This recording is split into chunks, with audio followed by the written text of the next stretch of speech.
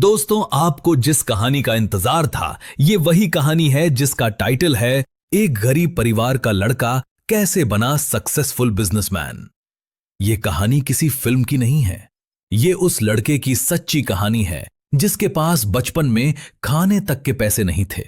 जिस उम्र में बच्चे खिलौनों से खेलते हैं, वो लड़का चाय की दुकान पर गिलास धोता था। लेकिन यह सफर आसान नहीं था। पूरी कहानी जानने के लिए अंत तक बने रहिए। वीडियो शुरू करें उससे पहले वीडियो को एक लाइक करें और कमेंट में मेहनती और ईमानदार जरूर लिखें। चलिए वीडियो शुरू करते हैं। बरसों पहले देश के कोने में बसा हुआ था सूरजपुर नाम का एक छोटा सा गांव।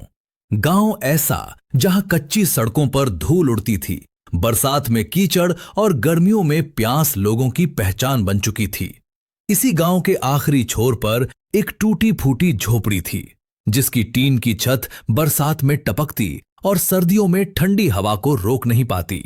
उसी झोपड़ी में रहता था एक गरीब परिवार, और उसी परिवार में जन्म हुआ था अर्जुन नाम के एक लड़के का। अर्जुन के पिता हरिनाथ गांव में दिहाड़ी मजदूरी करते थे। कभी खेत में काम मिलता, कभी ईंट ढोने का। मां कमला दूसरों के घरों में बर्तन मांजकर परिवार का पेट पालती थीं। घर में कुल मिलाकर 4 लोग थे, मां, पिता, अर्जुन और उसकी छोटी बहन पिंकी। आमदनी इतनी कम थी कि कई बार रात का खाना सिर्फ सूखी रोटी और नमक पर ही खत्म हो जाता। अर्जुन बचपन से ही समझदार था।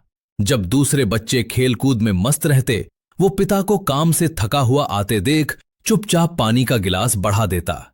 मां की आंखों में चिंता देख वो बिना कुछ पूछे उनके पास बैठ जाता।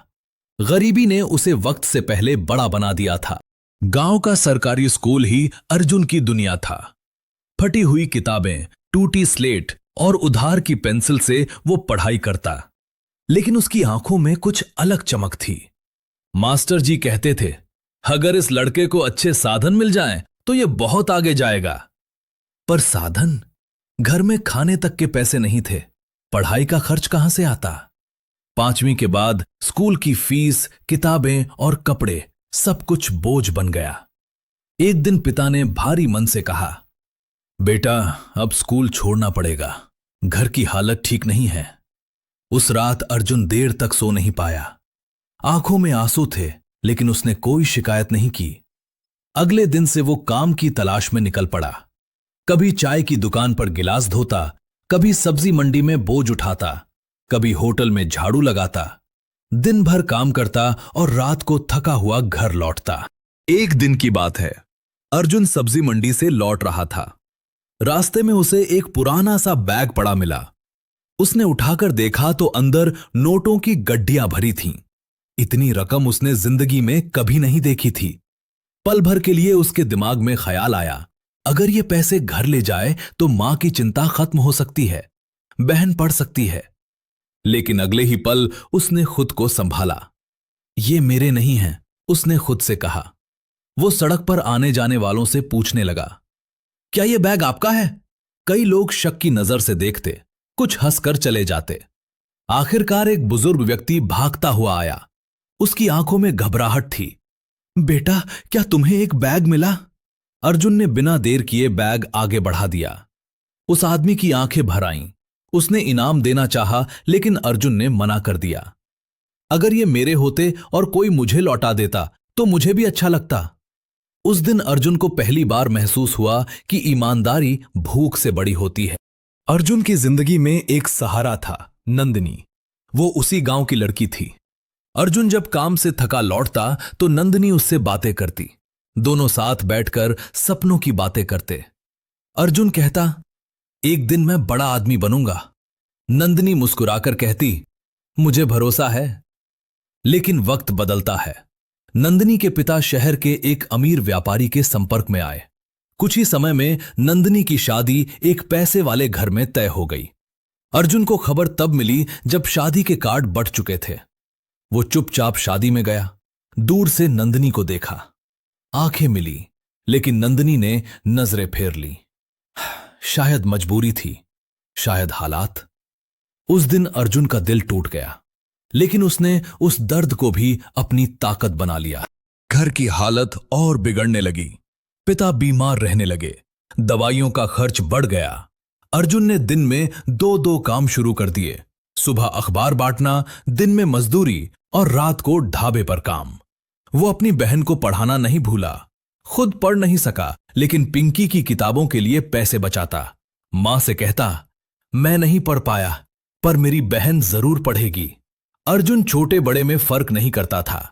ढाबे में मालिक हो या सफाई करने वाला, सबसे बराबरी से बात करता। यही आदत आगे चलकर उसकी सबसे बड़ी पहचान बनी। एक दिन ढाबे पर एक आदमी रोज आने लगा। साधारण कपड़े, लेकिन बातचीत में गहराई। उसने अर्जुन को मेहनती और ईमानदार पाया। एक दिन उसने पूछा, तुम अपना काम क्यों नहीं शुरू करते? अर्जुन हंस पड़ा, सपना है पर पैसे नहीं है। उस आदमी ने उसे एक छोटा सा काम दिया, शहर में सामान पहुंचाने का।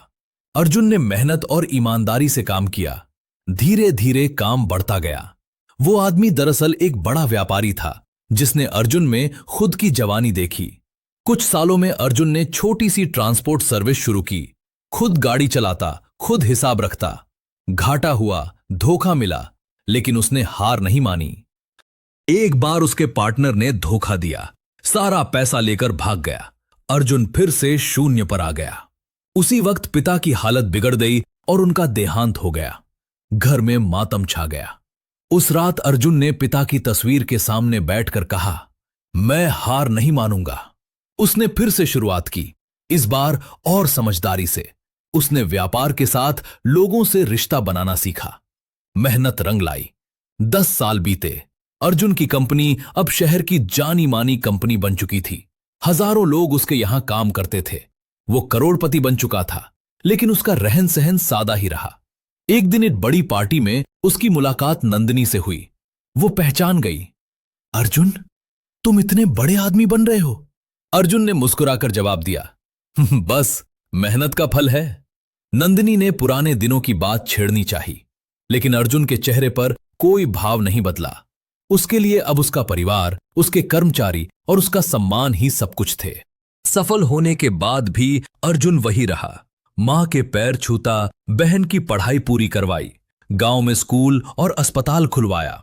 छोटे कर्मचारी से लेकर बड़े अफसर तक सब उसका सम्मान करते। देश के बड़े नेता, अभिनेता सब उसकी सादगी और ईमानदारी के कायल हो गए। मंच पर सम्मान लेते वक्त वो बस इतना कहता, मैं आज भी वही हूं जो कभी भूखा सोता था। अर्जुन की कहानी ये सिखाती है कि गरीबी अभिशाप नहीं, बल्कि परीक्षा है। ईमानदारी, मेहनत और परिवार के प्रति प्रेम इंसान को वहां पहुंचा सकता है जहां किस्मत भी सलाम करती है। ये कहानी किसी एक लड़के की नहीं, बल्कि हर उस इंसान की है जो हालात से लड़कर अपने सपनों को सच करता है। अगर आपको ये कहानी छू गई हो तो याद रखिए, शुरुआत चाहे जैसी भी हो, अंत आपके हाथ में होता है। अगर आपको ये वीडियो पसंद आया हो तो वीडियो को लाइक करें और अपने दोस्तों में शेयर जरूर करें। धन्यवाद दोस्तों, मिलते हैं एक और मजेदार कहानी में।